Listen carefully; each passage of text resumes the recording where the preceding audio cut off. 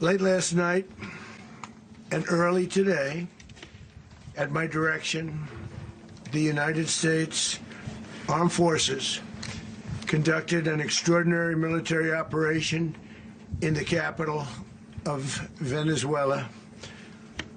Overwhelming American military power, air, land, and sea, was used to launch a spectacular assault. And it was an assault like people have not seen since World War II. It was a force against a heavily fortified military fortress in the heart of Caracas to bring outlaw dictator Nicolas Maduro to justice. This was one of the most stunning, effective, and powerful displays of American military might and competence in American history. And if you think about it, we've done some other good ones, like the attack on Soleimani, the attack on al-Baghdadi, and the obliteration and decimation of the Iran nuclear sites just recently in an operation known as Midnight Hammer. All perfectly executed and done. No nation in the world could achieve what America achieved yesterday, or frankly, in just a short period of time. All Venezuelan military capacities were rendered powerless as the men and women of our military, working with U.S. law enforcement, successfully captured Maduro in the dead of night.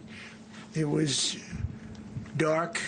The lights of Caracas were largely turned off due to a certain expertise that we have. It was dark and it was deadly. But captured along with his wife, Celia Flores, both of whom now face American justice. Maduro and Flores have been indicted in the Southern District of New York, it's Jay Clayton, for their campaign of deadly narco-terrorism against the United States and its citizens. I want to thank the men and women of our military who achieved such an extraordinary success overnight with breathtaking speed, power, precision, and competence. You rarely see anything like it. You've seen some raids in this country that didn't go so well. They were an embarrassment.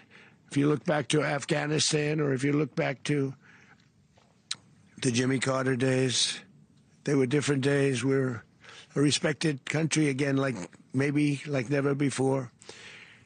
These highly trained warriors, operating in collaboration with U.S. law enforcement, caught them in a very ready position. They were waiting for us. They knew we had many ships out in the sea, just sort of waiting. They knew we were coming. So they were in a ready, what's called a ready position.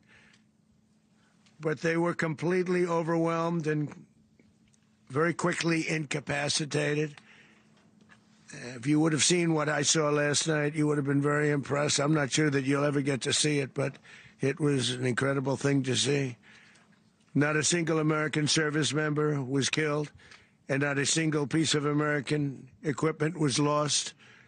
We had many helicopters, many planes, many people involved in that fight. But think of that, not one piece of military equipment was lost, not one service member was, more importantly, killed. The United States military is the strongest and most fearsome military on the planet by far, with capabilities and skills our enemies can scarcely begin to imagine. We have the best equipment anywhere in the world.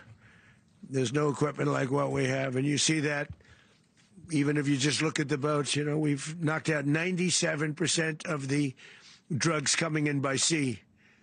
90%. Each boat kills on average, 25,000 people. We knocked out 97%. And those drugs mostly come from a place called Venezuela.